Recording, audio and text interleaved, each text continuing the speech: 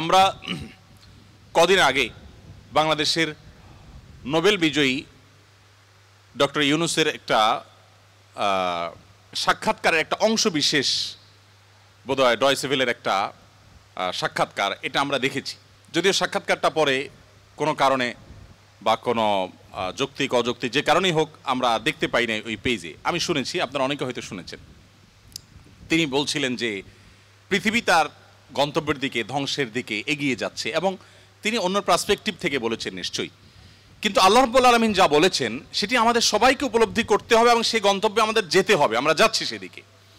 পৃথিবী যখন তার গন্তব্যের দিকে বা সৃষ্টি জগৎ যখন তার গন্তব্যের দিকে এগিয়ে যায়, তখন যত বেশি এগিয়ে যাবে ঈমান মানুষের জন্য ধরে রাখা তত কঠিন হবে। আমরা সেরকম একটা সময় পার করছি।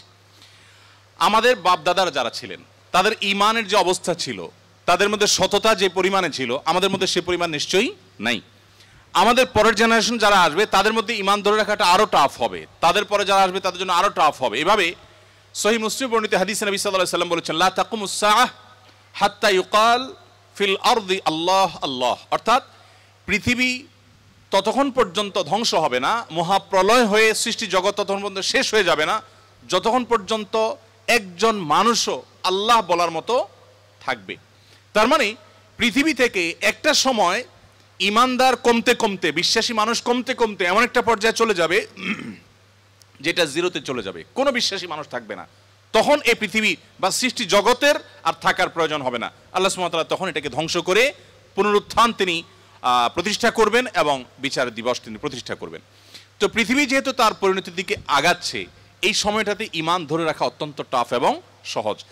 মুসলমানের সন্তান হিসাবে, বাই চান্স মুসলিম হিসাবে আমরা আমাদের ঈমানের কেয়ার করা, ঈমানের পরিচর্যা করার প্রয়োজনটা আমরা অনুভব করি না। আমি আজকের এই অনুষ্ঠানের মাধ্যমে আপনাদেরকে উদাত্ত আহ্বান রাখতে চাই, আসুন আমাদের ঈমানের যত্ন করি।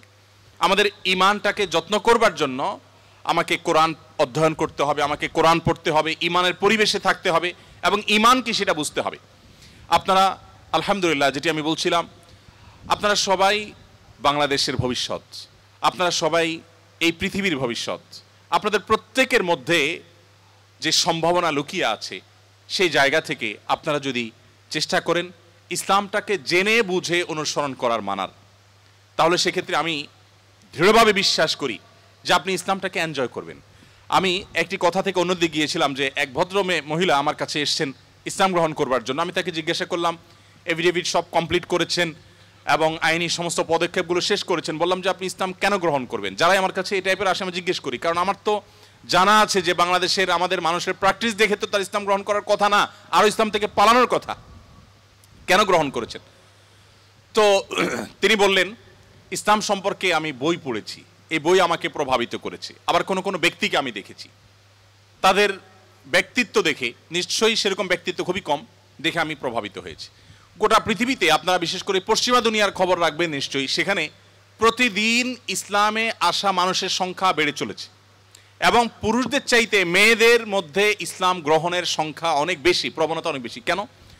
যেখানে নারী অধিকার নিয়ে এত কথা বলা হয়, নারীদের অধিকার দেওয়ার জন্য এত আয়োজন নেওয়া হয়, এত উদ্যোগ নেওয়া হয়, সেই সমাজে কেন, সেই সমাজের নারীরা কেন ইসলামে আসছে এবং সেখানকার মুসলমানরা কেন ইসলামে আসছে, এই বিষয়টা নিয়ে আমি একটু স্টাডি করার চেষ্টা করলাম। আমার কাছে দুটি জিনিস পরিষ্কার হয়েছে। নাম্বার এক, তারা কোরআন পড়ে। যারাই ইসলামের পথে এসেছে তাদের বেশিরভাগ মানুষ কোরআন পড়ে ইসলামে এসেছেন। এবং ওমর রাদিয়াল্লাহু তাআলার কথা আপনারা জানেন, গোটা পৃথিবীর ইতিহাসের প্রবাদতুল্য শাসকদের একজন, ন্যায় বিচার প্রতিষ্ঠার ক্ষেত্রে দৃষ্টান্ত স্থাপন করা মানুষদের একজন, সে ওমর রাদিয়াল্লাহু তাআলা আনহু। তার ইসলাম গ্রহণের ইতিহাসও আপনারা জানেন। তিনি কিন্তু নবী সাল্লাল্লাহু আলাইহি সাল্লামকে হত্যা করার দায়িত্বে নিয়োজিত হয়ে সে দায়িত্ব পালন করার জন্য যাচ্ছিলেন। প্রতিমধ্যে তিনি তার বোন বগ্নিপতির কণ্ঠের তেলাওয়াত শুনেছেন। এই ঘটনা বিভিন্নভাবে বর্ণিত হয়েছে, আপনারা জানেন।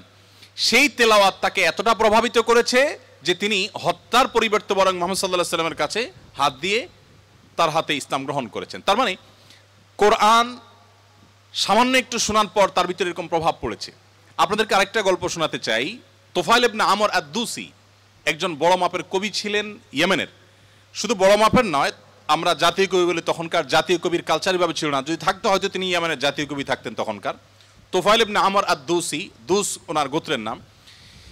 উনি যেহেতু বড় সাহিত্যিক এবং কবি ছিলেন, এবং সেই সময়ে কবি সাহিত্যিকদের অনেক কদর ছিল।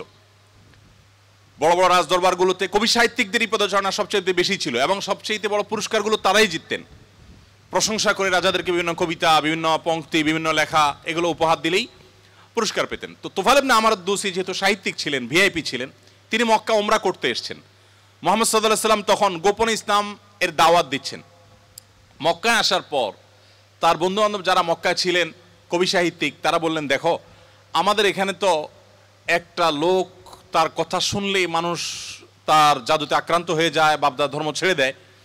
তো তোমার ব্যাপারে আমরা আশঙ্কা করছি যে তুমি এরকম অবস্থার মধ্যে পড়তে পারো। তাহলে একটা বুদ্ধি হলো, তুমি কানের মধ্যে তুলো দিয়ে রাখো, দোনো কানের ফুটো এমনভাবে বন্ধ করে দাও যে তুমি ওমরা যখন করবা, তওয়াফ করবা, সাই করবা, এই টাইমে যাতে ওই ভদ্রলোকের কোনো কথা তোমার কানে না আসে, অ্যাটলিস্ট এই সময়টা তুমি এভাবে একটু পার করো। তিনি তাদের পরামর্শ অনুযায়ী দোনো কান বন্ধ করে ফেললেন, এবং তিনি ওইভাবে কিন্তু ওমরার কাজ শেষ করলেন। একটা পর্যায়ে তার মনে হলো যে আমি এত বড় সাহিত্যিক মানুষ, বুদ্ধিজীবী মানুষ, পড়াশোনা করা মানুষ, একটা মানুষ কথা বলবে আর আমি গলে যাব, ভুলভাল বললেও আমি সেটা মেনে নেব, আমি তো এত অর্বাচীন না, আমাকে এত ভয় কেন পেতে হবে। তিনি কানের তুলো টুলো খুলে ফেলে দিলেন, এবং এরপর তিনি হারামের কোন এক জায়গা থেকে কোরআনের কিছু আয়াতের অংশ বিশেষ তার কানে আসলো।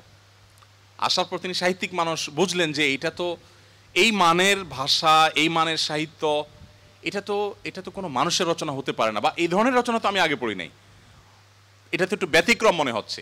তিনি তখন মুহাম্মদ সাল্লাল্লাহু আলাইহি ওয়াসাল্লামকে অনুসরণ করতে শুরু করলেন। পেয়ে গেলেন আলী রাদিয়াল্লাহু তাআলাকে, সম্ভবত আলীরই তেলাওয়াত শুনেছেন। তখন আলী রাদিয়াল্লাহু তাআলাকে বললেন, দেখো আমাকে তার কাছে নিয়ে যাও, মুশকিল হলো আমার বন্ধু বান্ধবরা দেখলে তো আমার জাত যাবে, বা তারা আমাকে এমন আছে টর্চারও করতে পারে, তাহলে এক কাজ করো, নিয়ে চলো। আলী রাদিয়াল্লাহু সামনে সামনে যাচ্ছেন, উনি পিছিয়ে পিছিয়ে যাচ্ছেন। যে পরে তিনি ইসলাম গ্রহণ করলেন, এবং তিনি অনেক টর্চারের মুখোমুখি হলেন। তার মাধ্যমে ইয়েমেনে ইসলাম ঢুকে প্রথম ব্যক্তি ইয়েমেন থেকে ইসলাম গ্রহণ করা। আমি আপনাকে 50টা ঘটনা শোনাতে পারবো যে মানুষগুলো ইসলাম গ্রহণ করেছেন শুধুমাত্র কোরআন স্টাডি করে, কোরআন পড়ে। আমি আপনাদেরকে আজকে আহ্বান করে যেতে চাই, বাই চান্স মুসলমান আমরা যারা আছি, আমরা একটু ইসলামটাকে বোঝার চেষ্টা করি, আমরা ইসলামটা একটু জানার চেষ্টা করি। আমরা অনেকে মনে করি কোরআন হাদিস এগুলো হুজুরদের সাবজেক্ট, এগুলো শুধু ওনারা পড়বেন, আমরা শুধুমাত্র হুজুরদের মুখের দিকে তাকিয়ে থাকবো আর শুনবো। আপনি সেই ধর্মের অনুসারী, যে ধর্মের প্রথম নির্দেশ কিন্তু নামাজ পড়া নয়, যে ধর্মের প্রথম নির্দেশ কিন্তু রোজা রাখা নয়, যে ধর্মের প্রথম নির্দেশ হলো ইকরা, তুমি পড়ো। আপনি সেই ধর্মের মানুষ, যেই ধর্মে আপনাকে জ্ঞান ভিত্তিক দিন আপনাকে গ্রহণ করতে বলা হয়েছে। আল্লাহ সুবহানাহু ওয়া তাআলা কোরআনে বলেছেন, ফাআলাম আন্নাহু লা ইলাহা ইল্লাহু। ইমাম বুখারী রাহমাতুল্লাহ আলাইহি কোরআনের পর সবচেয়ে বড় বিশুদ্ধতম আপনার ব্যাখ্যা গ্রন্থ, সেখানে আল্লাহ রাব্বুল আলামিন যে কোরআনে আয়াতে বলেছেন, এর আলোকে ইমাম বুখারী রাহমাতুল্লাহ একটা অধ্যায় রচনা করেছেন। তো ইমাম বুখারী রাহমাতুল্লাহ আলাইহির একটা অধ্যায়ের শিরোনাম ছিল এরকম, বাবুল ইলমি ক্বাবলাল কাউলি ওয়াল আমালি বি। অর্থাৎ সে অধ্যায় এখানে রচনা করা হচ্ছে, যে অধ্যায়ে প্রমাণ করা হবে ইসলাম কোনো কথা বলবার আগে, কোনো কাজ করবার আগে মানুষকে সেটা জানার নির্দেশ করে। অর্থাৎ আগে জ্ঞান অর্জন করো, তারপরে তুমি করো।